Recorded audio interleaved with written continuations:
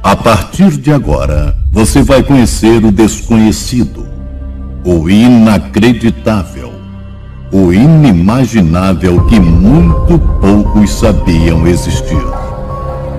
Você vai saber de uma verdade de causar impacto. Você está pronto? Se não, prepare-se.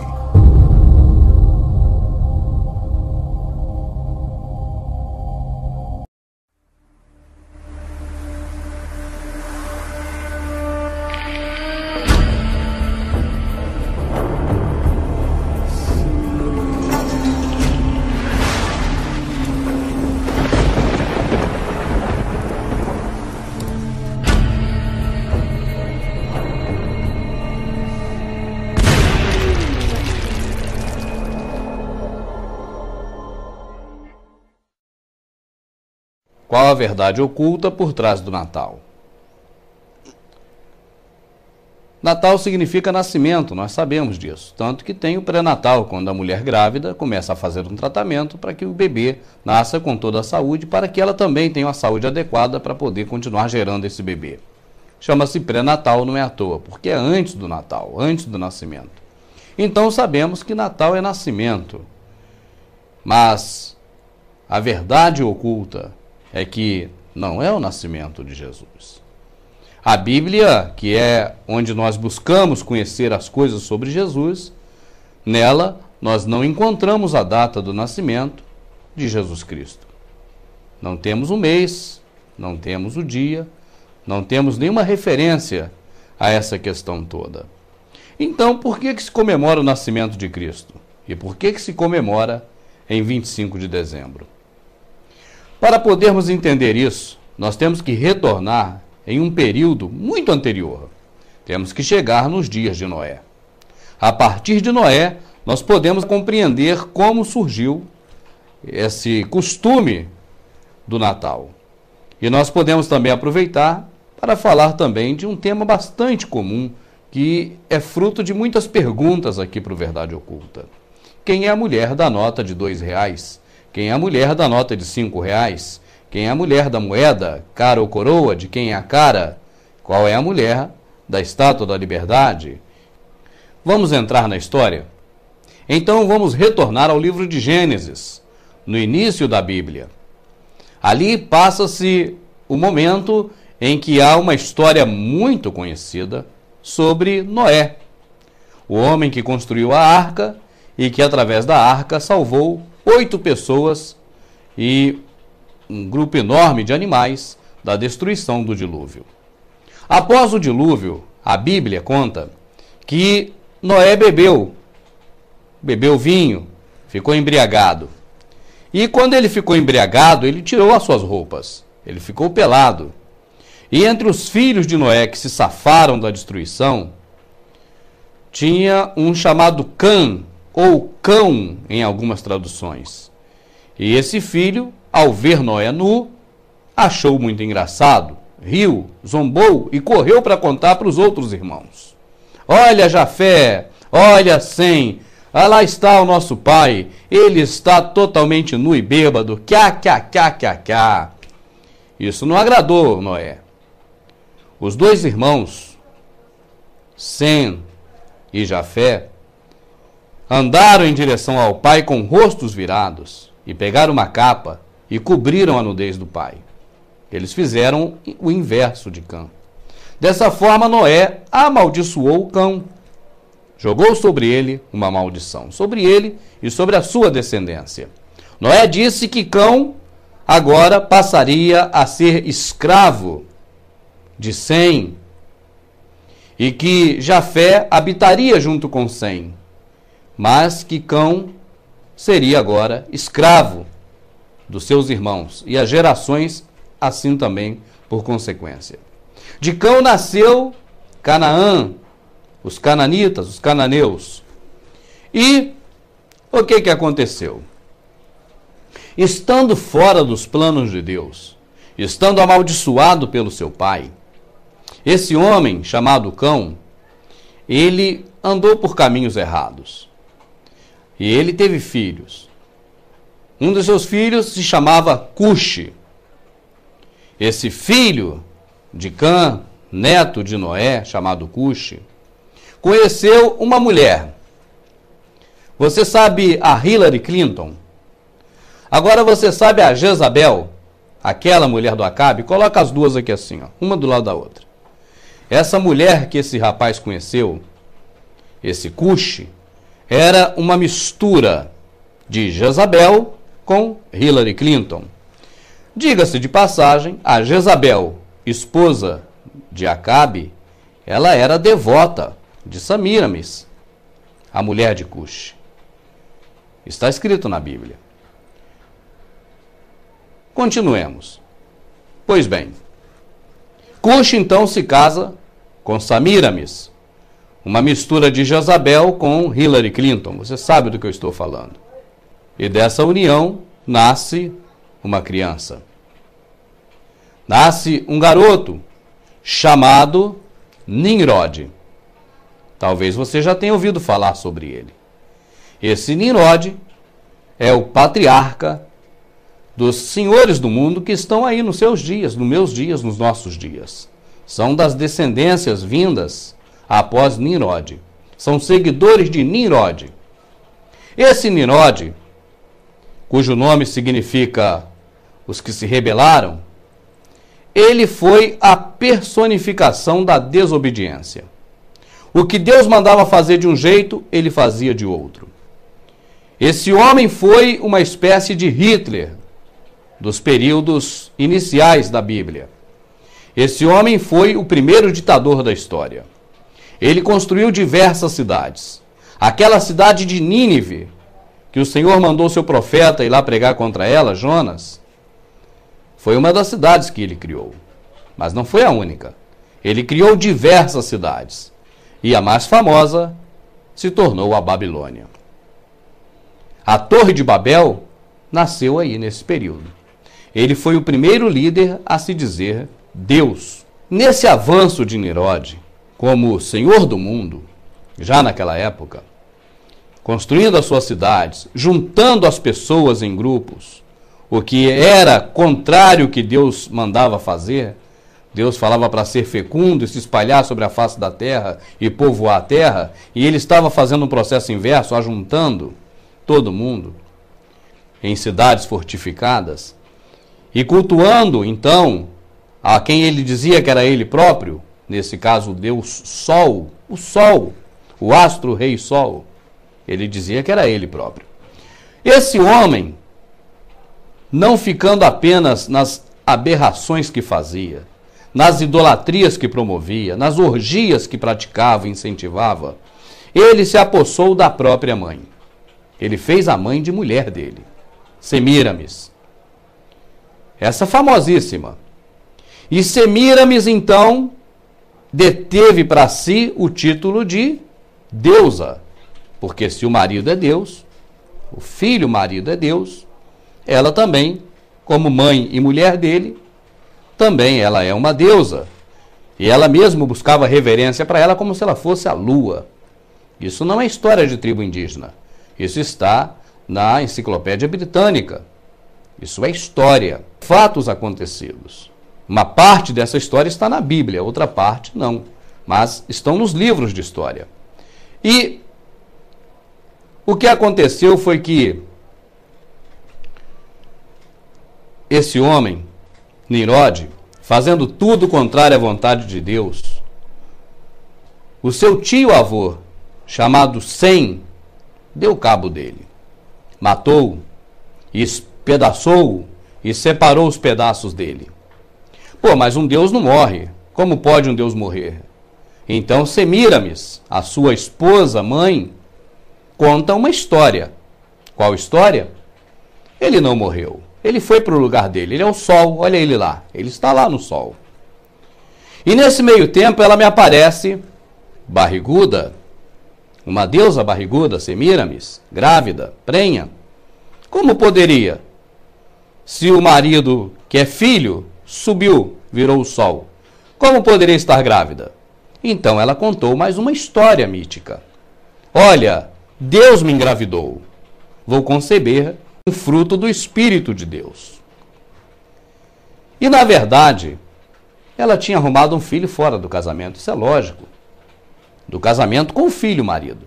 Mas fora desse casamento, porque além de marido e filho, ainda era chifrudo. Essa é a realidade. Resumindo, essa Samiramis não valia nada. Essa mulher terrível, que hoje é homenageada por todo mundo, ela é a mãe das prostitutas, porque foi ela quem, junto com o filho, o marido, fundou a Babilônia. E a Bíblia chama a Babilônia de a mãe das prostitutas. Essa mulher, que é muito homenageada hoje, após a morte do marido e grávida agora, esperando uma criança, dizia que seu filho era o filho de Deus. Colocou nele o nome de Tamuz. A Bíblia fala em Tamuz quando cita uma passagem em que as pessoas no templo, de costas para Jerusalém, adoravam a Tamuz. Esse Tamuz, que ficou sendo o menino Deus, vindo diretamente de Deus, de uma relação entre a mulher e Deus, uma suposta relação, ele nasceu exatamente no dia 25 de dezembro. Tamuz, filho do Deus Sol, portanto, se filho de Deus, também Deus Sol.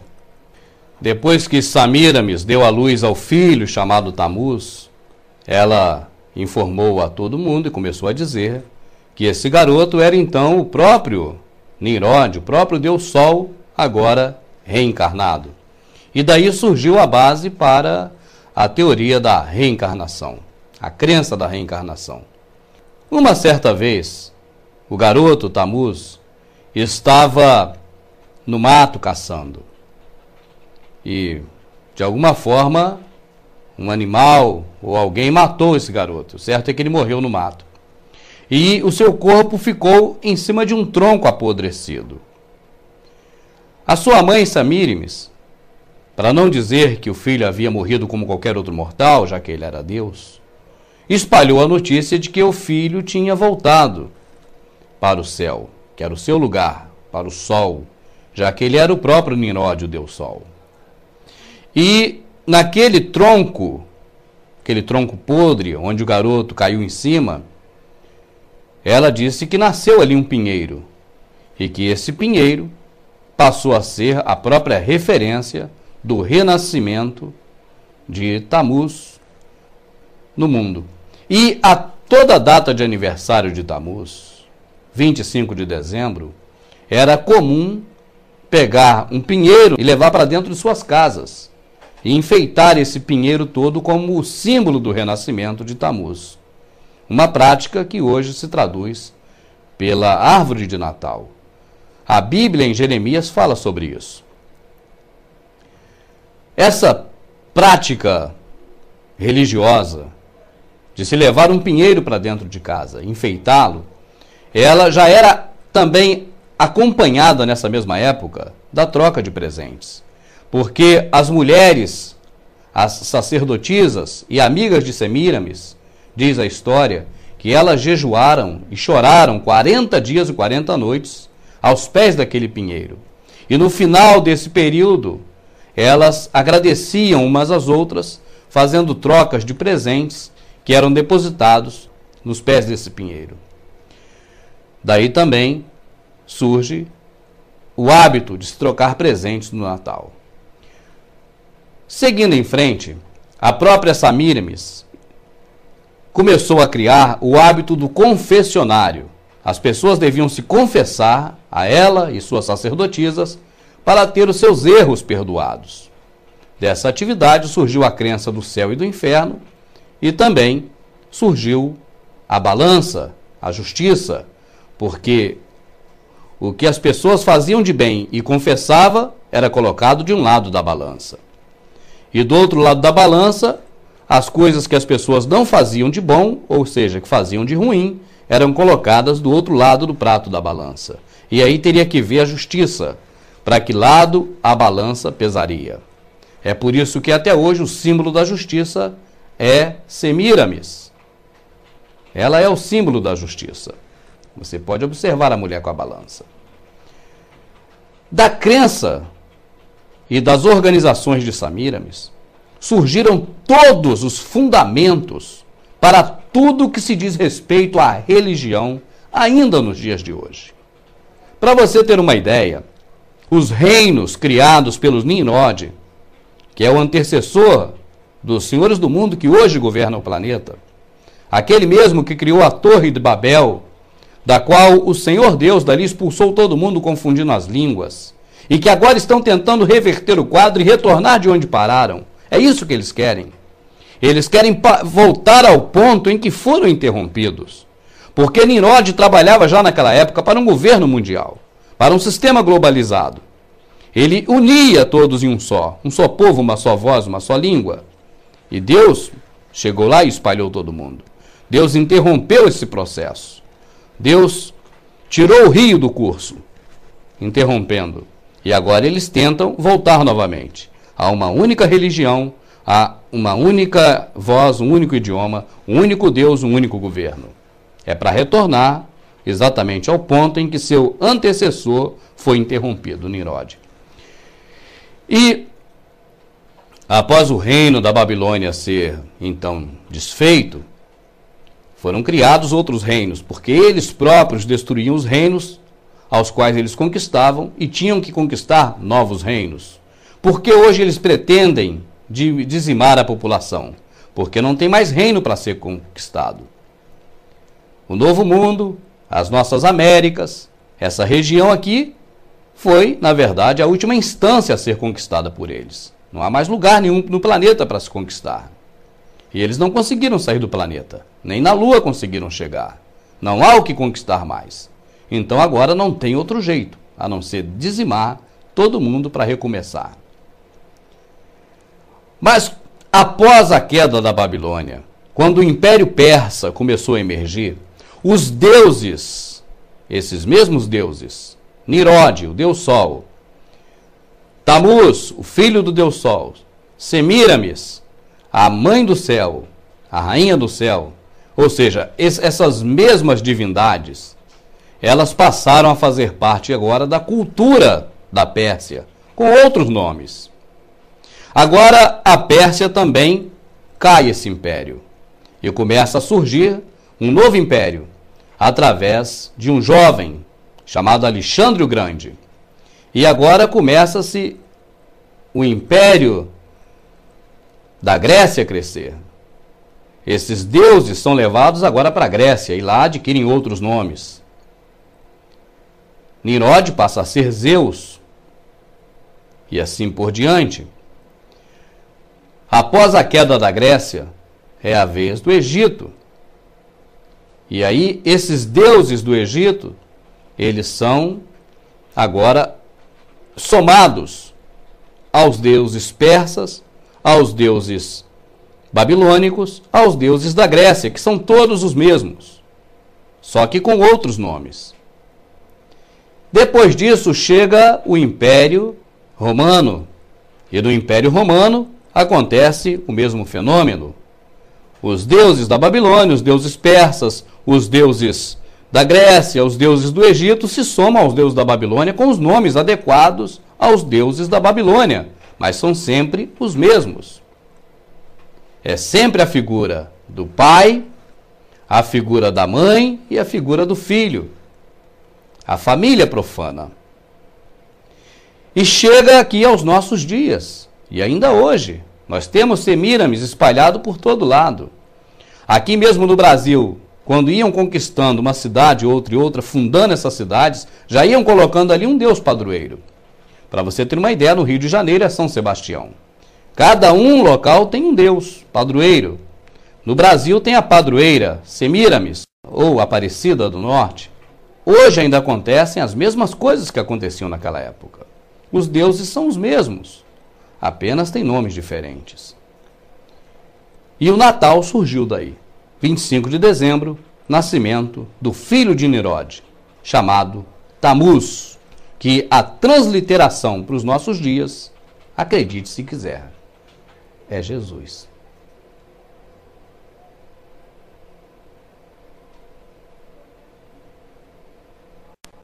Seria o Natal uma festa puramente comercial? Nós sabemos que o final do ano é a época em que os trabalhadores recebem o salário dobrado.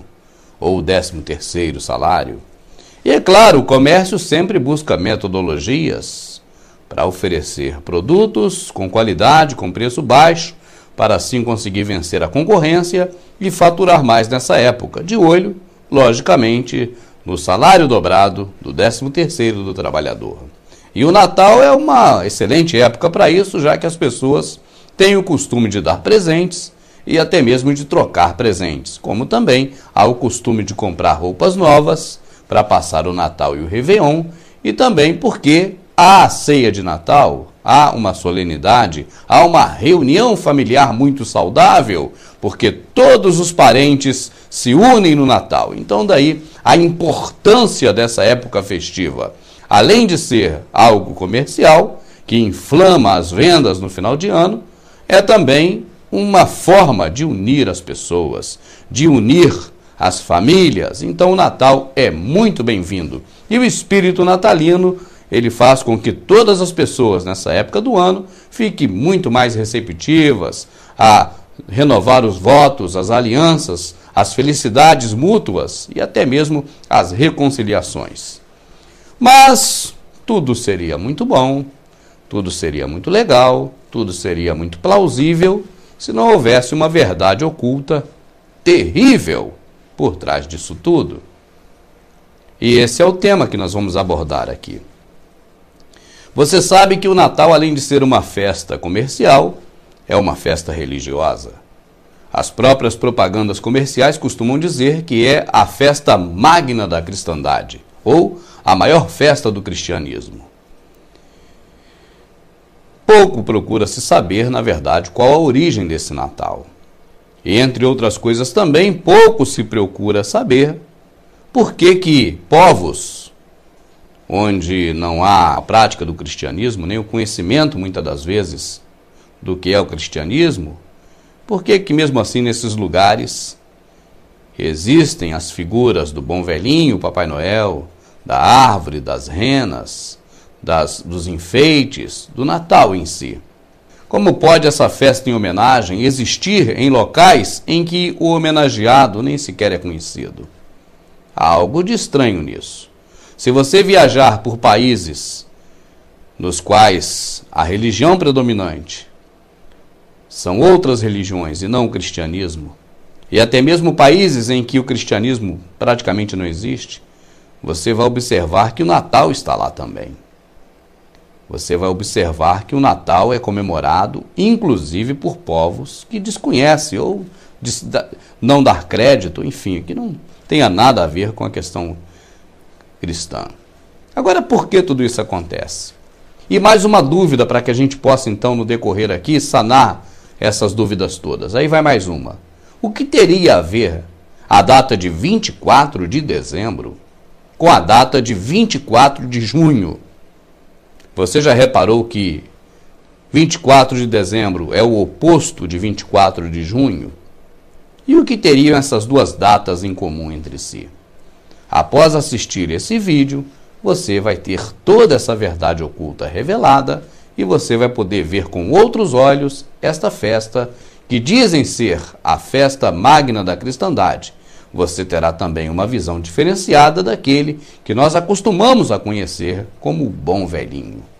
No vídeo passado, nós falamos sobre a comemoração do aniversário de uma criança, de que é, na verdade, uma prática muito antiga, que nasceu com Semíramis, nasceu com Nimrod, com Tamuz, e que chegou aos nossos dias com o nome de Natal. E neste vídeo, nós vamos entrar um pouco mais a fundo na questão da festa que nós conhecemos. Vamos fazer uma análise dos elementos dessa festa, tanto a figura do bom velhinho, como a árvore de Natal, o pinheirinho, como os enfeites de Natal, como a troca de presentes e tudo o que está relacionado ao que nós conhecemos como Natal. O que nós podemos dizer de imediato é que para toda a humanidade, porque o sistema condicionou dessa forma, nós vemos que o Natal significa o nascimento de Jesus Cristo, o filho do carpinteiro José com a Virgem Maria. E esse mesmo Jesus, nós podemos analisá-lo de dois ângulos.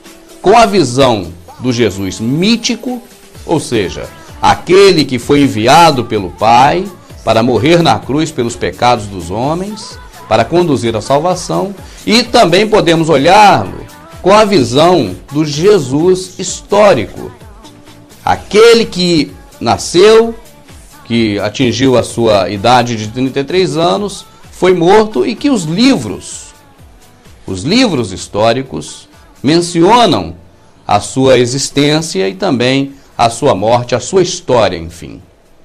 Nós podemos até dizer que foi um fato muito importante, porque dividiu o tempo em duas partes, antes de Cristo e depois de Cristo. Então, falando deste Cristo, desse Jesus histórico, nós podemos dizer que realmente, em algum dia, no tempo, ele nasceu. Claro, se ele existiu, ele realmente teria que ter nascido, é inevitável. Se você for olhar pelo contexto bíblico, pela narrativa da Bíblia, que é um livro também, e deve também ser considerado também como livro, porque é um livro escrito, então também ele é um livro histórico, faz parte da história. E nós não vemos nesse livro histórico, a Bíblia, em nenhum momento, a comemoração de aniversário de ninguém. Nós não vimos ali, em nenhum momento, a comemoração do aniversário de Abraão, nós não vimos a comemoração do aniversário de Isaac, de Jacó, de José, de Moisés, de Samuel, de Davi, de Salomão, e segue-se daí em diante. Nós não vimos também a menção do aniversário de Jesus. Nós não vimos ninguém comemorando essa data. Como também, após Jesus, a mesma coisa aconteceu com relação aos discípulos. Nós não vimos comemoração de aniversário de nenhum discípulo. Sendo assim, podemos dizer que a questão de comemorar o aniversário não era tão importante para as pessoas que viveram no período bíblico. Não era o aniversário em si que era motivo de comemoração. Mas nós vemos, e muitas vezes nesse mesmo período, em que a Bíblia descreve como um livro histórico, que também ela é, nós vemos comemoração de festas, muitas festas, festas ligadas ao povo judeu e também festas ligadas ao povo não judeu, o que a Bíblia chama de ímpio, ou gentil, ou qualquer outra palavra desse tipo, ou povos pagãos, como costumou-se dizer mais tarde. O certo é que festas e comemorações religiosas sempre existiram, embora festas de aniversário não existia. E aí vem uma pergunta à nossa mente: por que então comemorar a festa de aniversário de Jesus Cristo? É claro que não foi isso que aconteceu. E nós podemos muito bem perceber, sem fazer um exercício muito profundo no campo das ideias, podemos perceber claramente que, na verdade, não é uma comemoração de aniversário. É uma tradução, uma modificação, uma transformação, uma adequação de algo que já existia. Você imagina, por exemplo, um jovem rapaz de 20 anos que decide se casar. Ele vai ter que construir um lar, ele vai ter que ter uma casa. Essa casa vai ter que ser mobiliada, ela vai ter que ser preparada para que ele possa então ali conviver com a sua futura esposa. Não é assim que nós vimos o dia a dia de nós seres humanos? No momento em que o jovem rapaz decide que vai se casar, ele prepara a casa e então, nessa casa nova, ele vai agora adquirir os móveis, supostamente novos, para que ele possa então ali habitar com a sua esposa. Ele pegou uma casa vazia, os móveis novos, para constituir a partir dali uma família, uma nova família. Essa pode ser a comparação que nós aqui vamos fazer com a questão de uma religião que está sendo criada hoje. Uma religião nova, novas ideias. Agora você imagina, não mais um jovem na faixa etária de 20 anos de idade, mas um homem na faixa de 35 a 40 anos de idade que se separou. Ele se separou da esposa. Então a casa que ele havia construído ficou para aquela esposa. E agora ele vai se juntar a uma outra esposa. Então, o que vai acontecer? ele vai comprar outra casa e no lugar dele comprar móveis novos, ele vai pegar os móveis daquela esposa que já tem, porque também ela se separou de outro marido, e agora aqueles mesmos móveis virão para dentro da casa dele. Não há novidade, não há móvel novo. Há apenas uma nova residência com móveis que já são usados, que são de um casamento antigo. Você está me entendendo onde eu quero chegar, meu amado? Eu creio que você já esteja entendendo, porque você é muito inteligente. Eu fico agradecido por isso. O que aconteceu quando foi criado o cristianismo foi exatamente o segundo casamento. Não foi um casamento novo. Foi o antigo casamento. É um fato, explodiu, não tem como tapar com a peneira. Aconteceu. Jesus nasceu.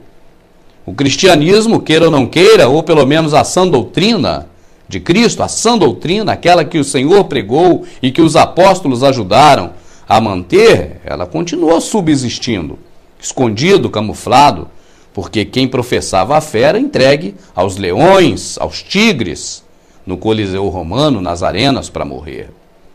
Mas não conseguiram acabar com as pessoas que professavam a sã doutrina, a fé em Cristo. Então cria-se aí o cristianismo, a religião. Agora, não é uma casa totalmente nova com um casamento novo. É, na verdade, o exemplo que eu dei do segundo casamento. Pega-se tudo enquanto é móvel velho, usado, cheio de manchas, e traz aqui para dentro. Tudo. Por quê? Porque não pode se perder público. Não pode deixar de fora, tem que se contemplar todo mundo. Não, porque eu sempre adorei o carvalho. Eu sempre adorei o carvalho, a árvore. Eu tinha até os bosques, ídolos para mim adorar. Eu agora vou ser cristão, mas eu vou deixar meus bosques, ídolos do lado de fora? Não, traz para cá. Bota aqui, essa casa cabe tudo, traz. Olha, mas eu adorava o rei do Deus Sol. Eu ficava de costas para o templo do Deus vivo e adorava o Deus Sol. Eu vou agora ter que entrar para o cristianismo e deixar o Deus Sol do lado de fora? Nada disso. Venha, traga o Deus Sol para o cristianismo, mas eu sou aquela que eu choro 40 noites perante o Pinheirinho Tamuz. Eu sou aquela que eu ofereço bolos à rainha do céu. Eu vou ficar fora do cristianismo? Não, minha filha.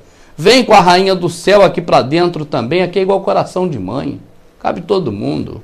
Olha, mas eu adorava tanto Odin, o deus da tempestade. Esse homem era demais. Não sabe que Odin é o próprio Nimrod, né? Tudo um só. Mas eu adorava, porque os escandinavos era Odin e tal. A região da Suécia, essas coisas, era Odin. Mas olha, eu adorava tanto Odin. Eu vou ter que agora deixar o Odin de fora? Não, não deixa o Odin de fora. Traz o Odin para cá. A gente dá outro nome a ele aqui no cristianismo, mas é o mesmo Odin. Manda para cá. Vamos fazer tudo aqui. Mas sabe o que acontece? Eu não vou ser cristão. Eu não posso ser cristão porque a Saturnália, essa festa em que começa dia 17 e acaba dia 24 de dezembro, essa festa maravilhosa em que podemos fazer orgias, em que homem com homem, mulher com mulher, nada é proibido. Não, não tem isso não, vale tudo. Essa festa era maravilha. Eu não vou ser cristão e deixar de fora, de maneira nenhuma, a Saturnália. Eu não posso deixar as homenagens a Saturno. Saturno, aquele astro. Não é aquele astro Saturno, é Nimrod. É com outro nome, mas é Nimrod, é Zeus, é a mesma coisa. Só que agora nós estamos em Roma. Agora é Saturno. E a Saturnália são as festas em homenagem a Saturno. Acontecendo de 17 a 24 de dezembro. Eu quero ser cristão, mas eu não vou deixar de fora.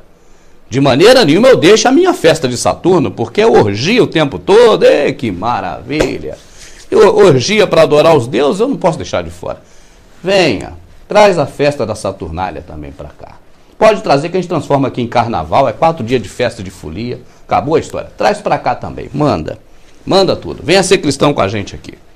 E assim, meu amado, foi o que foi acontecendo. Tudo enquanto era móvel sujo, sofá rasgado, tudo enquanto era cadeira com perna quebrada, tudo enquanto era televisão de Satanás, janela do inimigo, podre, com tubo de imagem sem cor, né, todo distorcido, traz. Veio tudo para dentro do cristianismo. Mas, irmão Rubens, você está falando do catolicismo? Também. Mas estou falando do protestantismo também. O protestantismo saiu do catolicismo. A religião evangélica é a mesma coisa do protestantismo. Saiu de Martim Lutero. Em uma briga entre as sociedades secretas. Mas é tudo a mesma coisa, é farinha do mesmo saco. Não pense você que você é o limpo, o outro é o sujo, não, porque é o sujo e o imundo junto. As práticas são as mesmas. E você vê quantas denominações hoje estão aí preparadas para poder enfeitar tudo para o Natal. E tem até cantata de Natal. Então não venha dizer que é outra coisa, não. Não vamos aqui tapar o sol com a peneira. Vamos em frente. Vamos continuar.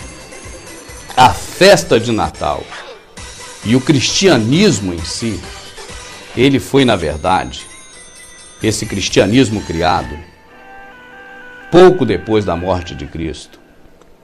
Ele foi, na verdade, um meio para unir tudo o que se fazia já antes, só que agora com respaldo de ser em nome de Jesus, com respaldo de ser para Cristo, com respaldo de ser para os verdadeiros adoradores.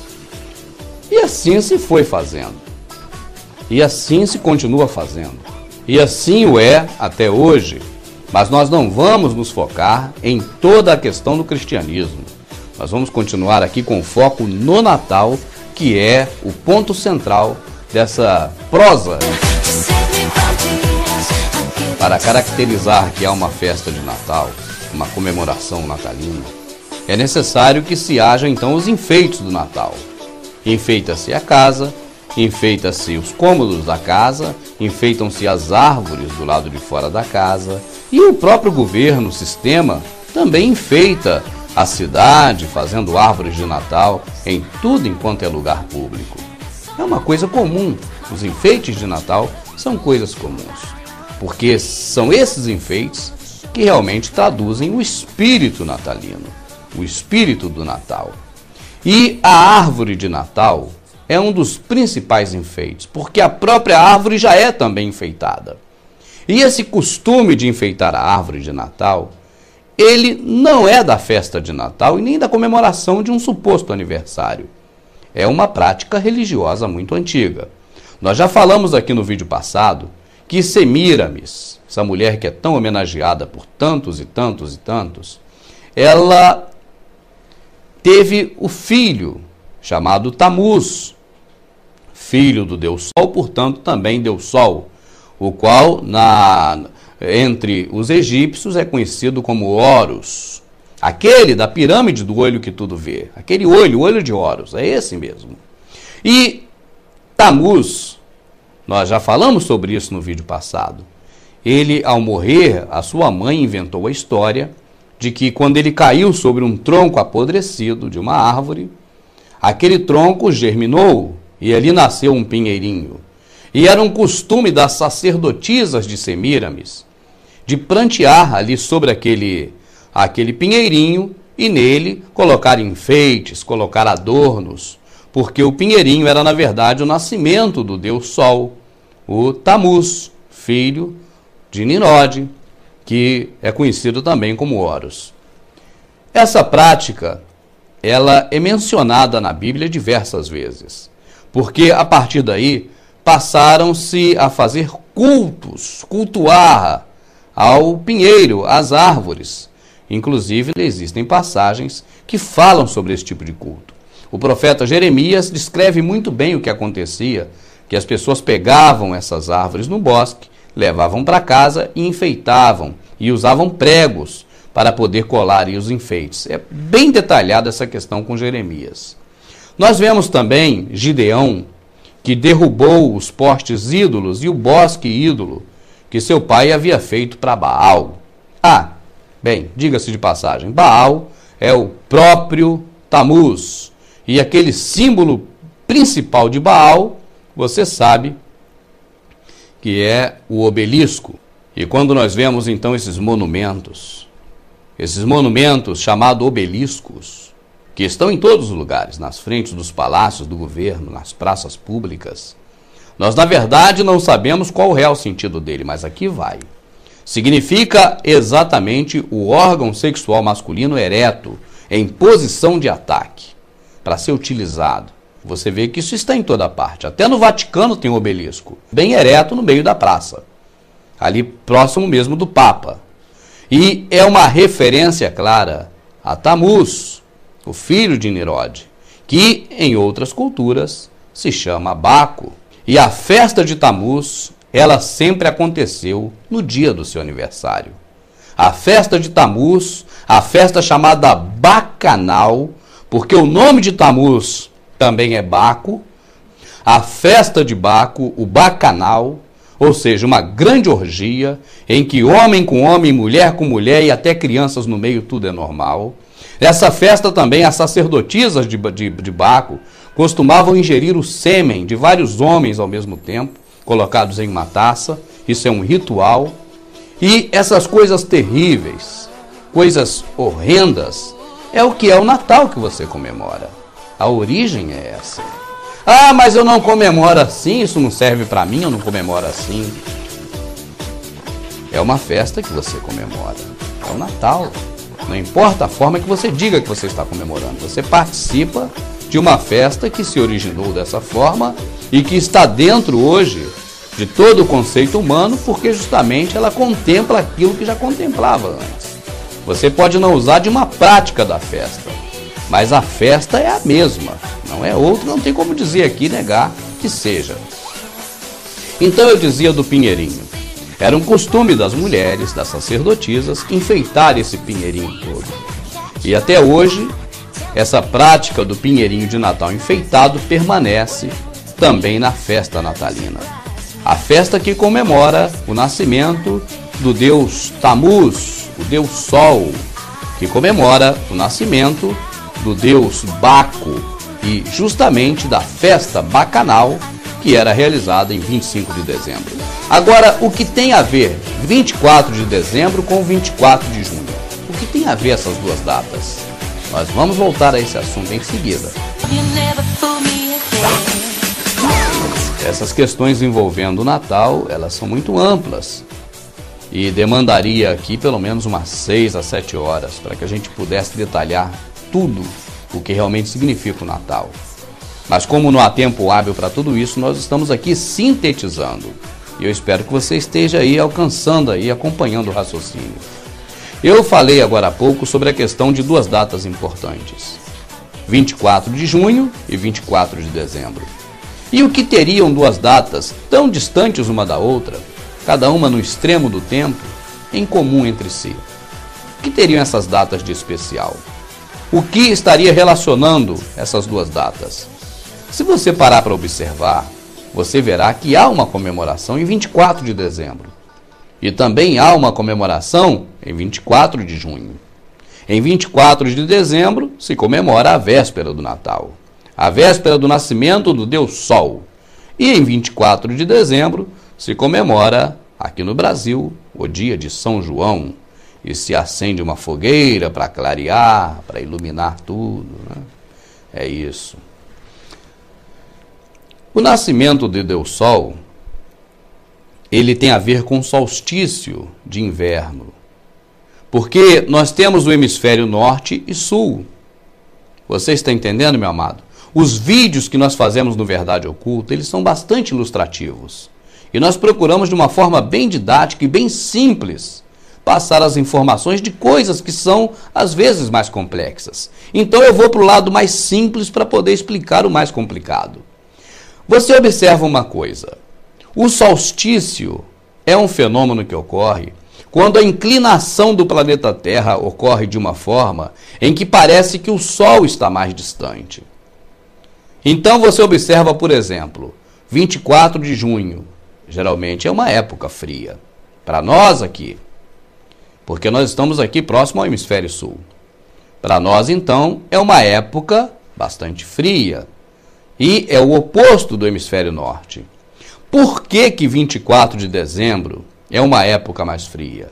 Porque, aparentemente, o Sol está mais distante, ele está menor no horizonte. Então você observa, por exemplo, um detalhe, meu amado. A esposa, ou você que é esposa, está fazendo agora a janta. E você vai fazer uma boa panela de feijão. A panela está no fogo. Se você chegar próximo dessa panela, você vai sentir um calor maior do que quando você se afasta da panela. Não é verdade? Quanto mais você chega perto da panela, mais quente fica. Quanto mais você se distancia da panela, menos quente fica. 24 de junho é como se nós estivéssemos mais longe do Sol, devido ao ângulo de inclinação do planeta Terra. Assim, os povos antigos achavam que o Sol estava pequenininho, nascendo, e que a partir de 25 de junho ele começaria a crescer mais ainda. Então seria como o nascimento do Sol. Chama-se solstício de inverno. Para nós acontece em junho, quando tem a festa de São João, que é o padroeiro da maçonaria. Agora, para o pessoal que mora do outro lado do planeta, é o contrário, ele ocorre em 24 de dezembro. Então, para eles, no hemisfério norte, aonde é frio, aonde o Papai Noel veste aquele agasalho, para eles é como se fosse 24 de junho. Aí, nesse dia, o Sol parece que está pequenininho no céu, porque o ângulo de inclinação da Terra faz com que o Sol fique mais distante da Terra. É você mais distante da panela de feijão. Quando eles viam no céu aquele Sol pequeno, e que a partir daquela data de 25 de dezembro, ele começaria a ficar cada vez maior, porque, claro, ia começar a aparecer agora o verão. Então o Sol ia aparecer maior, ia ficar mais quente. Eles viam como se fosse o nascimento do Deus Sol. É o solstício de inverno, em 24 de dezembro no hemisfério norte. Esse nascimento do Deus Sol era relacionado a Tamuz, filho de Nimrod, o Deus Sol. Por isso, eles comemoravam esse Natal. Era o nascimento do Deus Sol. Era comemorado com bacanal, com cumilança, com glutonaria, com tudo em que é condenável, com tudo de terrível que possa se imaginar. Essa festa era uma festa terrível aos olhos dos seres humanos, e aí já nem falamos aos olhos do Senhor. Mas eram coisas terríveis. É o Natal, não é outra festa. É o Natal, é o mesmo Natal que você comemora. Vamos então, fechando a questão do pinheiro. O pinheiro de Natal era, na verdade, o simbolismo de Tamuz, que havia nascido do tronco podre da árvore, a qual Semíramis o encontrou ali morto quando ele foi assassinado. E os enfeites que se faziam na árvore de Natal, eles eram realçados também pelas mulheres, nelas próprias. Era a própria vaidade humana, que era o que personificava esse culto aos enfeites da árvore. O que eu quero dizer com isso? Você olha, por exemplo, uma figura vaidosa da palavra de Deus. O nome dela é Jezabel. Essa mulher Jezabel, ela se enfeitava totalmente. Ela era uma mulher que amava a vaidade. Tanto que antes dela morrer, quando ela sabia que Jeú estava vindo e que o fim dela estava ali naquele momento, e o que aconteceu com Jezabel? Ela sabia que ia morrer, mas ela fez um último pedido. Não foi um cigarro. Ela pediu para ter a oportunidade de se pintar. E ela foi se pintar toda. Jezabel era devota de Semíramis. Era devota do culto da árvore. Era devota do Natal, do nascimento do Deus Sol. Então, eles acreditavam que quando as mulheres se pintavam, e até a filha de Labão tinha essas vaidades, porque quando foram buscar uma esposa para o filho do profeta Israel, foi aconselhado que se levasse adornos de nariz para a filha de Labão. Eram os piercings da época. Então era uma vaidade também. A vaidade sempre existiu e sempre foi uma forma de cultuar. A pessoa se maquiar para ficar bonita, para realçar, é uma coisa. Agora o excesso se torna vaidade. E a vaidade é um culto a deuses estranhos, e nesse caso o deus Tamuz, o pinheirinho de Natal. Quando a pessoa leva para dentro de casa um pinheiro, seja comprado em qualquer loja, no shopping, e começa a enfeitar esse pinheirinho, o significado é de que essa pessoa está cultuando a vaidade humana. Esse é o sentido original. Esse é o sentido ao qual ele foi concebido. Então, a árvore de Natal, condenada por Jeremias, a árvore de Natal que Jerubaal contendeu contra ela, a árvore de Natal que significa o nascimento do Deus Sol, a qual sobre ele é feita as festas de Bacanal, e que acontecem coisas terríveis como as sacerdotisas bebendo sêmen dos homens que ali estão, e coisas mais horrendas que você pode imaginar. E todas essas coisas terríveis ligadas também ao culto da árvore. Então aqui você está sabendo da verdade oculta.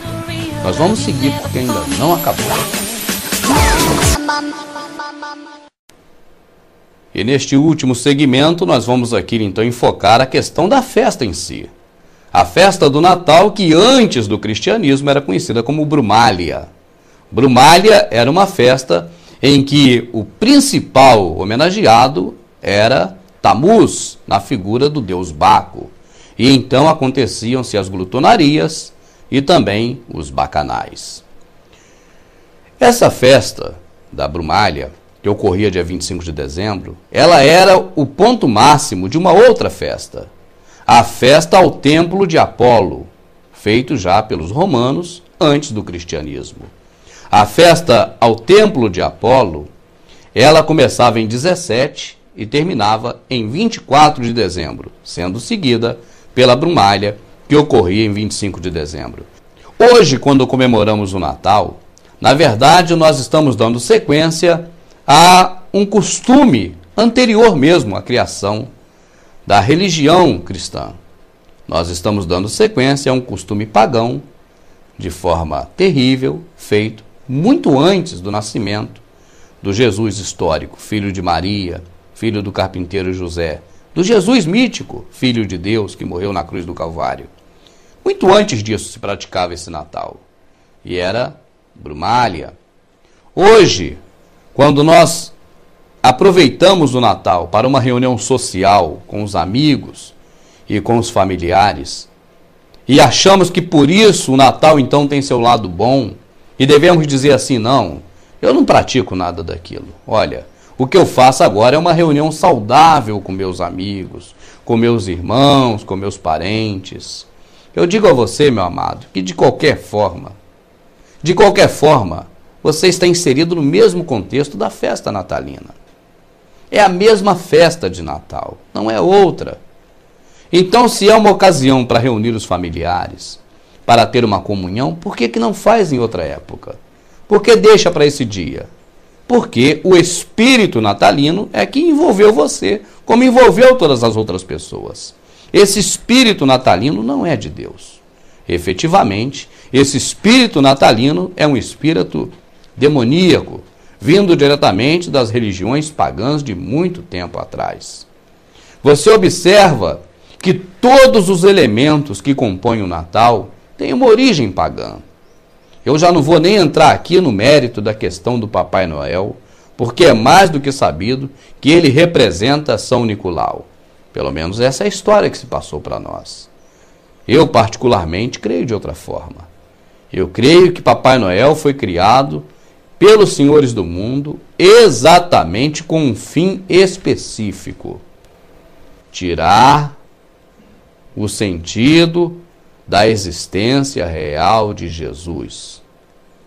Eu creio que quando a criança começa a acreditar que existe Papai Noel e que ele está relacionado a uma suposta festa de aniversário de Jesus Cristo, essa criança vai chegar a uma idade de 4, 5, 6, talvez 7 anos de idade, crendo dessa forma, crendo que Papai Noel tem a ver com Jesus. Papai Noel existe e Jesus também existe. E eu creio que após o momento em que essa criança descobre que Papai Noel é só um conto de fadas, que Papai Noel na verdade não existe, eu creio que também essa criança passa, por associação, a desacreditar que também Jesus existe.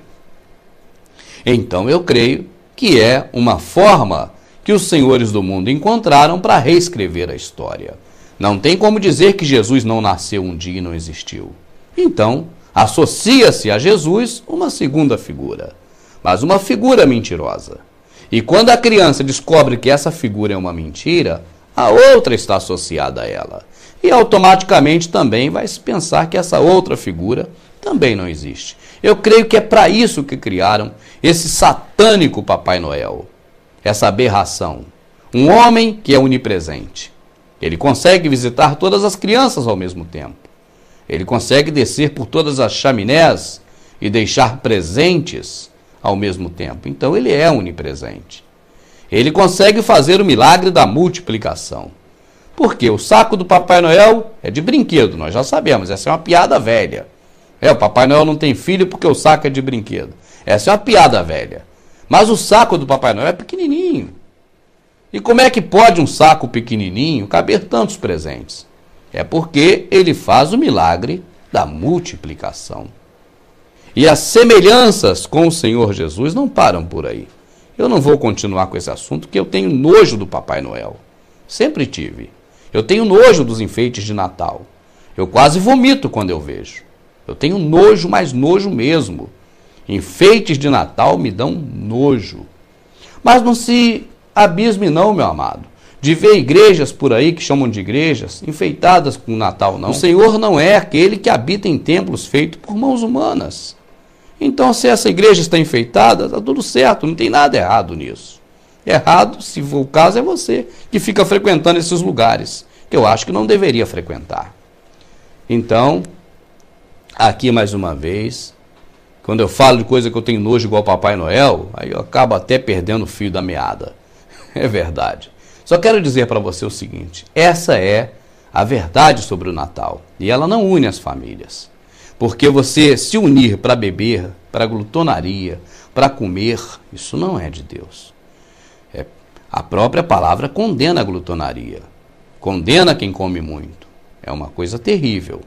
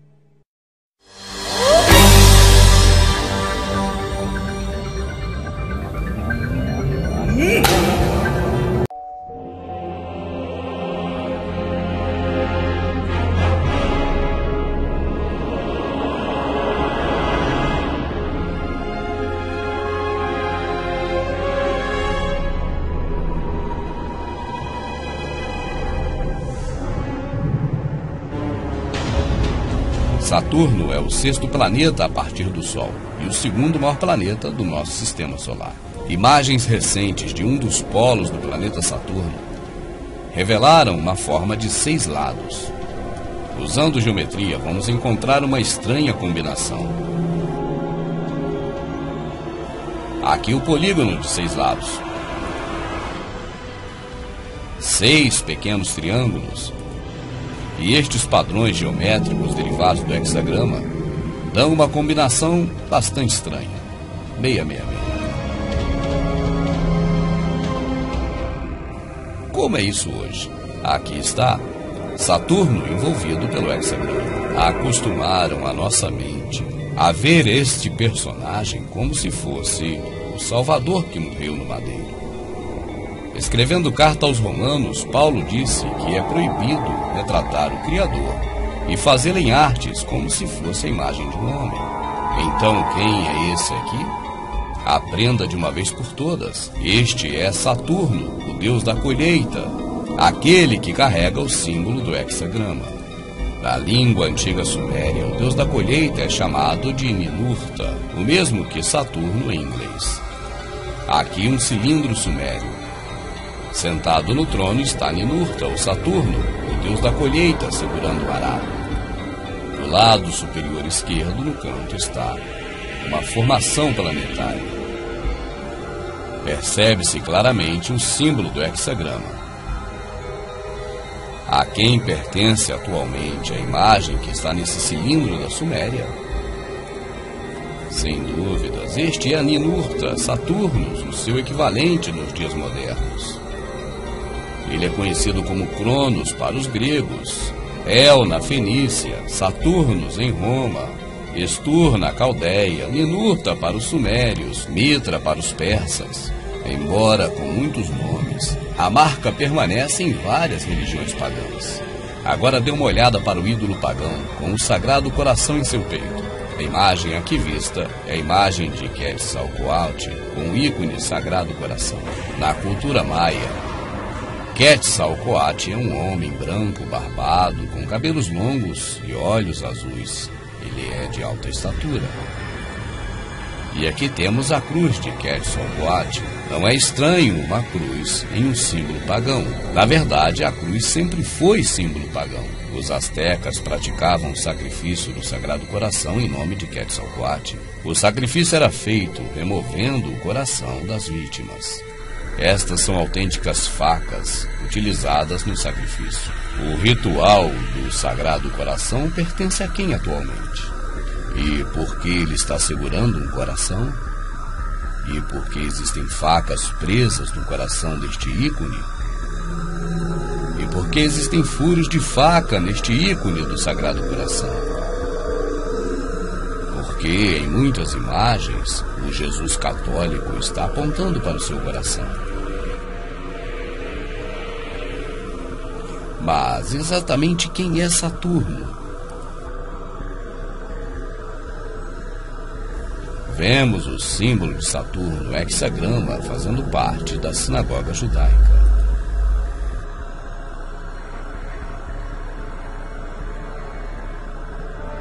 O hexagrama é um símbolo judaico, mas ele está no hinduísmo.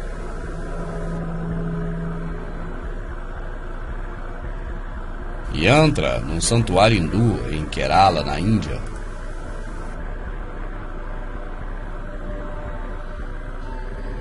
Yantra, hexagrama de 10.000 anos de idade, Satikona. Aqui está o deus hindu, Kali. Yantra sobre o deus hindu Shiva.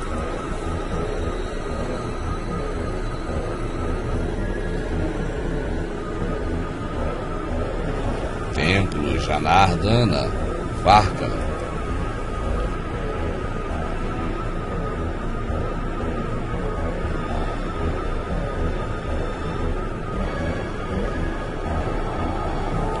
Yantra em um santuário hindu em Kerala, na Índia.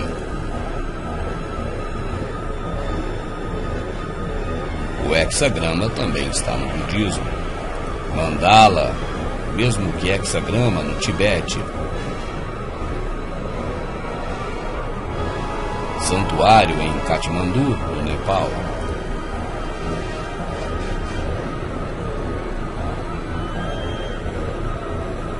Santuário shintoísta Itsejingu, no Japão. Santuário Manai Ninja, Japão. O hexagrama também está no Islã. Mesquita do século XVI, em Bekshasai, na Crimeia. Mesquita do Sultão Mameluco, 1503 d.C., em Al-Azhar, no Cairo, no Egito. Veja que a estrela, o hexagrama, o símbolo de Saturno, está presente nas principais religiões do planeta e em quase toda a sua totalidade. O hexagrama seria realmente um símbolo judaico ou o símbolo vivo de que Israel participa desta idolatria mundial? Na escritura, o hexagrama é chamado de estrela de Refan. Refan também é uma terminologia ligada a Saturno. Aqui está ela atualmente no cristianismo e na sinagoga judaica. O Sagrado Coração aqui na cultura pagã antiga o Sagrado Coração na cultura pagã atual. Há aqui um dos principais símbolos do catolicismo, o ostensório, e nele diversos hexagramas separados em grupos de 3. 666. Teria o cristianismo alguma ligação com o Salvador e seus apóstolos, se os símbolos dizem exatamente o contrário?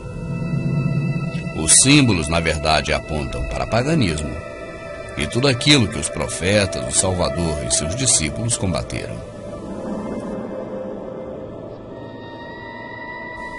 Este é um símbolo budista, e aqui está a mão furada, exatamente como da imagem do Cristo católico.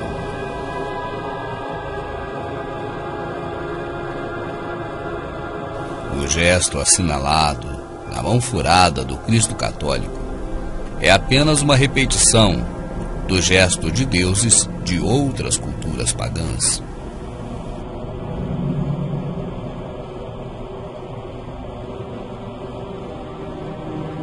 Vimos a imagem do budismo e agora do hinduísmo. As crenças são diferentes, mas a imagem e o gesto das mãos é o mesmo. Na cultura religiosa pagã isso é comum. Os nomes vão mudando de acordo com épocas, costumes e religiões. Mas os gestos e imagens características continuam as mesmas.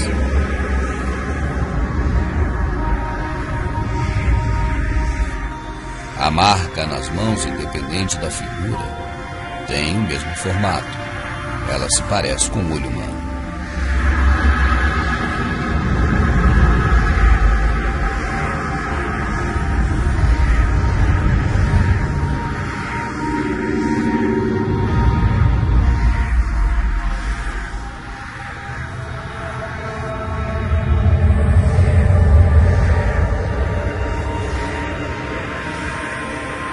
Vamos dar mais uma olhada na estrela de Renfan, de acordo com diversas culturas pagãs religiosas.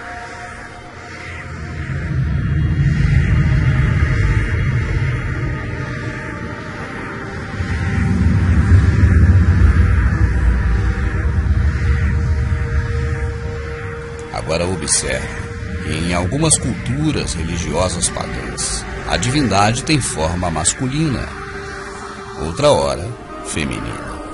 Na verdade, falando-se em religião pagã, a forma será sempre a mesma, masculina, e seus padrões geométricos dão a combinação do 666. E aqui, de várias formas, você percebe as combinações que vão dar sempre o 666. Mais uma vez, a figura andrógena do Baphomet. A figura do Baphomet carrega em si subliminarmente o hexagrama.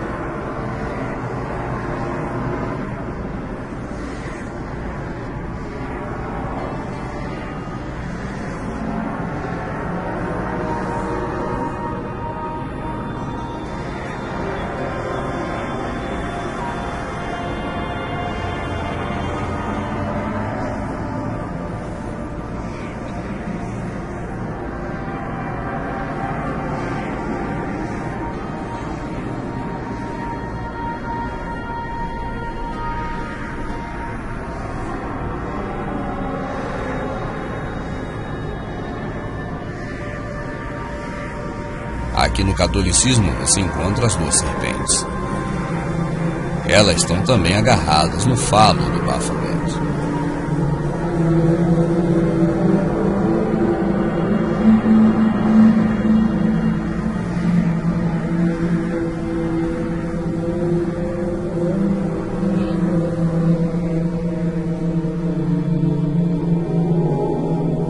Esta é a imagem que pela primeira vez foi capturada de Saturno, no ano 1981, missão Voyager.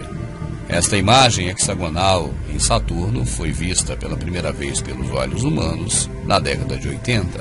Ao ver essas imagens, cientistas da Terra ficaram maravilhados, pois as formas são geometricamente perfeitas e isto é inédito em qualquer planeta já conhecido.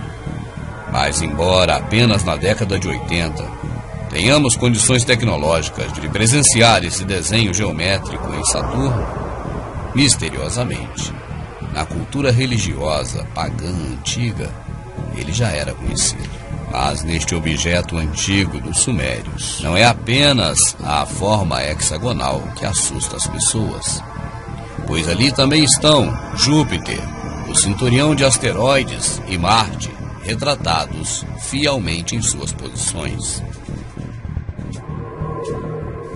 Em outubro de 2006, a sonda Cassini da NASA fotografou algo nunca antes visto. Esta imagem, parecida com um olho, jamais tinha sido observada em qualquer outro planeta. E ela está no polo sul de Saturno. Se você olhar com cuidado, verá que nas religiões pagãs, inclusive no cristianismo católico, estão presentes esses dois símbolos, o olho e o hexagrama.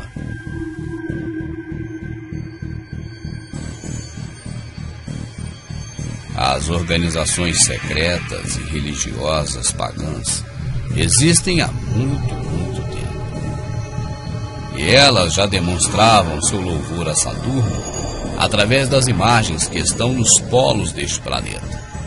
A imagem hexagonal no norte e o olho no sul de Saturno. Dificilmente descobriremos porque esses símbolos são adorados em várias culturas religiosas pagãs há tanto tempo, se só recentemente eles foram vistos em um lado e o outro do planeta Saturno.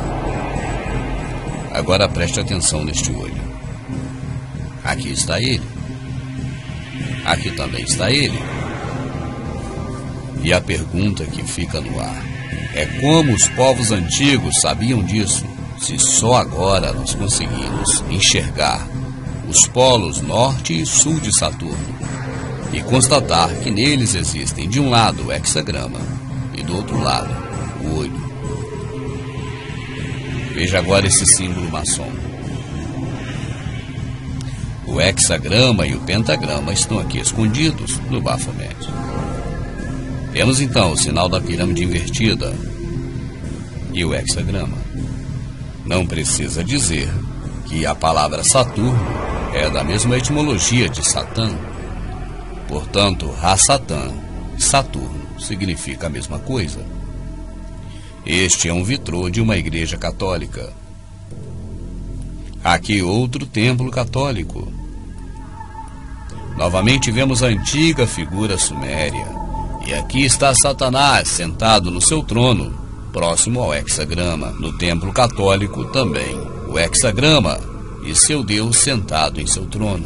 Então este que aqui está sentado não é Jesus Cristo, mas Saturno ou Satã. As imagens do Jesus Cristo católico sempre apresentam um anel em torno da sua cabeça.